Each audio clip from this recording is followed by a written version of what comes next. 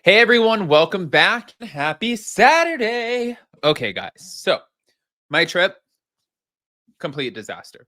Literally on a flight for or on and off planes for like 20 hours, got down to Palm Beach, ended up not being able to get what I got there, what I went there for. And then came back, and then my flight was delayed in the air 3 hours. And I was like, so now here we are. Then last night I got home and had an allergic reaction to my cat, and my eye was swollen shut. Happy Saturday, everybody. Welcome back. We are back to talk about Brittany Cartwright and Jax Taylor. There's some ish, and we're going to discuss all of it. So before we jump in, if you guys haven't already, go ahead, pop off in the comment section. If you're not subscribed, get subscribed.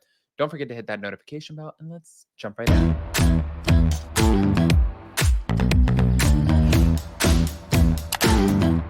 Cause no one can do it like we do it, like we do it, like we do it. Cause no one can do it like we do it, like we do it, like we do it. All right, guys. So we have to get into this and think it a reality blurb. Brittany Cartwright claims that fans will see why she filed for divorce from Jax Taylor in the upcoming second season of The Valley, as she opened up about the challenges that she faced as she's considered, going through with the divorce, which she is. Um, think about it. She's ending her 5-year marriage. She also admitted that the decision wasn't easy and suggested that Jax never thought that she'd pulled the trigger. Brittany said Bravo cameras held her accountable for the situation she was in, and ultimately, she knew that she had to break their toxic cycle. She said, even through our separation, I still was holding on to hope that we could work things out. I think it's been very obvious how much I loved him and how hard I tried to work on our relationship. I wanted to make sure I did every single thing I could possibly do to give it a chance and to try for my family, for my son, for my future. But I couldn't do it anymore. I had to put myself first. Honestly, good for you. Good for her. Seriously, especially after she was shown the graphic and explicit text, like, good for you. But moving on. Because Brittany, who shares 3-year-old son Cruz with Jax, announced her separation in February, months before the start of production on season 2, and filed for divorce in August, just as filming wrapped, fans are expected to have a lot of questions answered when the show begins airing. You'll see why I had to do what I had to do. I think I'll look back on the season and be like, thank God the cameras were there, because I don't know if I would have been strong enough to go through this without it. And I know that sounds crazy, but I know I've got all of these people in my corner, and I'm not going to disappoint. I'm going to stay strong and do what's right. And I finally broke the cycle.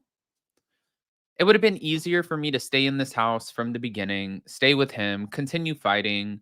I wouldn't have to change my house. I wouldn't have to change my family, but it would have been so toxic. And at the end of the day, that's just not good for my son. I feel like I did the harder thing, and I'm being strong, and I'm just going to keep moving forward. Honestly, though, too, I want to add into this with my swollen eye. Um, the simple fact that she's acknowledging that she needed to break the cycle and move on for the sake of her kids. So many people do stay in toxic relationships, especially for her. For example, she has 2 incomes coming in, hers and also Jax's from the Valley, plus all of the social media, the promos, and all of that. They're making a great joint income. Sometimes that's hard to walk away from. And also sometimes it's not easy to not only just walk away from it, but then you don't know what's going to happen. Are you going to end up dating somebody else? Is there going to be somebody like, are you trading the devil you know for the devil you don't? Is it going to be even worse? Some people leave toxic relationships, but that's what they get used to. So then they just go into another toxic relationship. Is that what's going to happen? I mean, you really don't actually know. And well, I don't think it could be much worse than Jax Taylor, honestly. Sorry, Jax. Um, I mean, you know. As she looks to her future, Brittany has returned to her $1.9 million mansion, which Jax recently moved out of. She said, I'm finally back home, and it feels good to be back where I was meant to be and not, have to move around anymore for a while. Jax finally got out of the house after 8 months of the crying, and I still think that he didn't think that I was going to file for divorce, even to this day.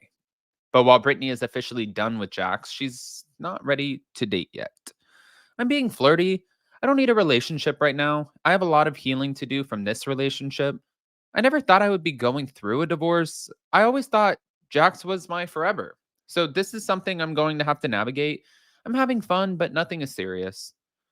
According to Brittany, any future love interests will have to be okay with the spotlight. She said, I'm very open. I'm very honest. Even on social media and different things that I go through with my son and my whole entire life, I'm going to keep doing this while I can. And it doesn't last forever. So whoever dates me is going to have to be okay with all of the craziness in my life. But I think I'm worth it. As Brittany and Jax move on from their marriage, they are prioritizing their son. She said, he's a great dad, terrible husband. I'm not ever going to, take Cruz away from him. We'll always put Cruz first, and we're always going to work together and try to have a healthy co-parenting relationship. But although Brittany filed for full legal and physical custody of Cruz, she told the outlet that she's committed to making it work with Jax when it comes to parenting their child. It's going to take some time still. Things are very raw between us, but for the most part, I don't know if I need something. If Cruz needed something, she's like, I believe I can count on him. I can call him, and I think that he would be there for us. So, well, there's that. Hmm. Okay. Sounds like you have a lot of faith over here, Brittany. But she did, like I said earlier, she did say that she didn't think that Jax would have thought that she would have filed for divorce. you know and she said, even through our separation, I was holding on to hope that we could work things out. I think it's been very obvious how much I loved him, how hard I tried to work on our relationship. I wanted to make sure I did every single thing I could possibly do to give it a chance and try for my family, for my son, for my future. But I couldn't do it anymore. I had to put myself first.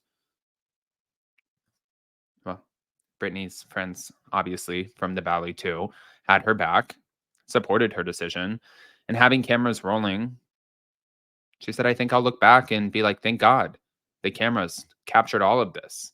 Thank God I'm going to have this to look back on and be like, this is why you don't want to, be in another relationship like this. This is why I got a divorce, just to roll the tape.